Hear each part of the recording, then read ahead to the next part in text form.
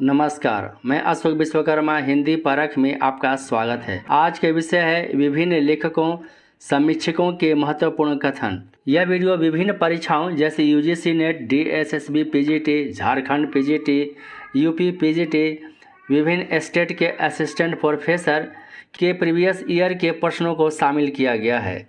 इसमें वैसे प्रमुख कथन हैं जो कई परीक्षाओं में कई बार रिपीट किए गए हैं। यह video JSSC, CGL, EMRS, ladies supervisor, सहायक आचार्य, यूजीसी नेट इन तमाम परीक्षाओं के दृष्टिकोण से काफ़ी उपयोगी है। पहला कथन है, प्रत्येक देश का साहित्य वहाँ की जनता के चित्त वृत्ति का संचित प्रतिबिंब होता है। तब यह निश्चित है कि जनता की चित्त वृत्ति के परिवर्तन के साथ साथ साहित्य के स्वरूप में भी परिवर्तन होता चला जाता है। यह कथन है आचार्य रामचंद्र शुक्ल का। कई बार यह परीक्षाओं में पूरे कथन को पूछा जाता है और कई बार प्रत्येक देश का साहित्य वहाँ की जनता के चित्त वृत्ति का संचित प्रतिबिंब होता है, यहीं तक पूछा जाता है। अगला कथन है, लोकनायक वही हो सकता है जो समन्वय करने का अपार धैर्य लेकर आया है। उनका सारा काव्य समन्वय की विराट चेष्टा है। यह कथन है आचार्य हजारी प्रसाद द्विवेदी का। हजारी प्रसाद द्विवेदी तुलसीदास के बारे में कहा है कि लोकनायक वही हो सकता है जो समन्वय करने का अपार धैर्य लेकर आया है। उनका सारा काव्य समन्वय की विराट चेष्टा है। रामचरितमानस में समन्वय की विराट चेष्टा दिखलाई पड़ता है। अगला कथन है आचार्य रामचंद्र शुक्ल का। उन्होंने लिखा है गोस्वामी तुलसीदास के बारे में, प्रेम और श्रृंगार का ऐसा वर्णन जो बिना लज्जा और संकोच के सबके सामने पढ़ा जा सके, गोस्वामी जी का ही है। अगला कथन है, भाषा बहुत परिष्कृत और परिमार्जित न होने पर भी कबीर की उक्तियों में कहीं कहीं विलक्षण प्रभाव और चमत्कार है। प्रतिभा उनमें प्रखर थी, इसमें संदेह नहीं। रामचंद्र शुक्ल का कथन है कबीरदास के बारे में। शब्दों की जोड़ तोड़ में चमत्कार लाने के फेर में पड़ना कबीर की प्रवृत्ति के प्रतिकूल था।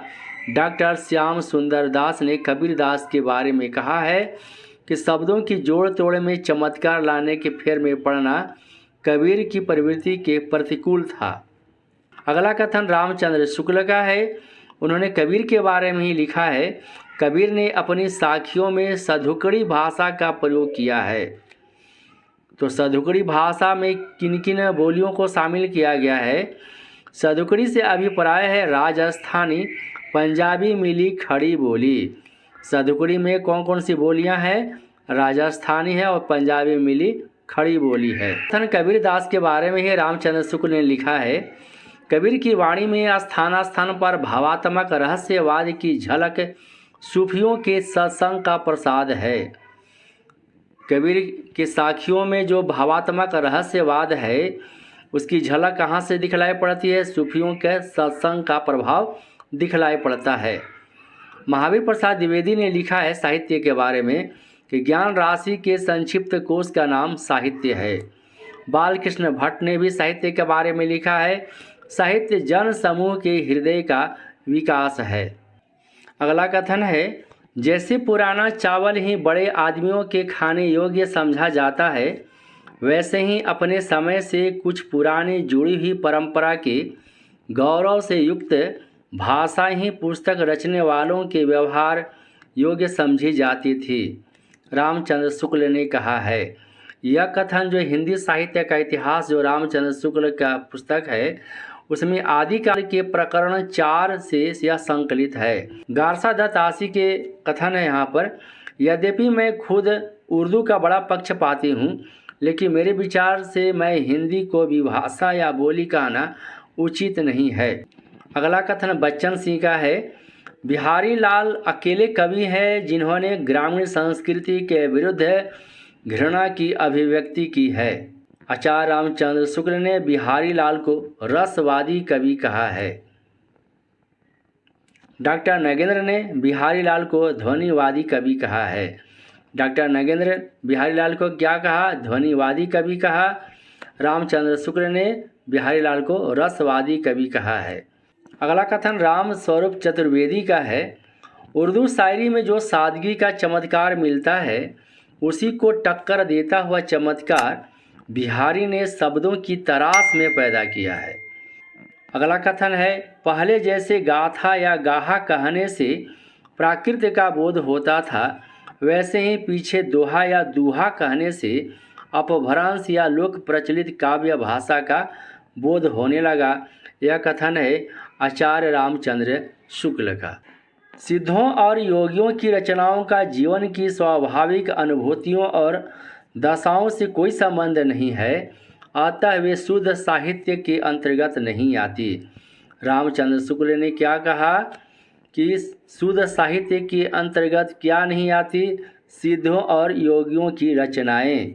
जॉर्ज ग्रियर्सन का कथन है कि 16वीं और 17वीं सदी के युग को, जिसे भक्ति काल कहा गया, हिंदी काव्य का स्वर्ण युग है।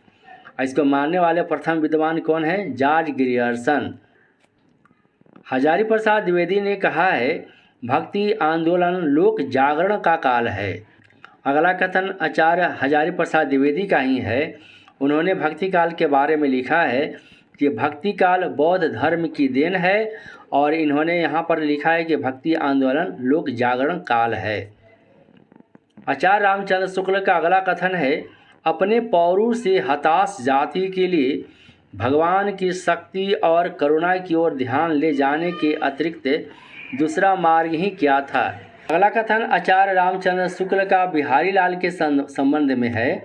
उन्होंने लिखा है कि किसी कवि का यश उसकी रचनाओं के परिमाण के हिसाब से नहीं होता, बल्कि गुण के हिसाब से होता है। यानी बिहारी लाल का जो एक ही पुस्तक उन्होंने लिखा है वह है सतसई, और सतसई में मात्र 713 दोहे हैं।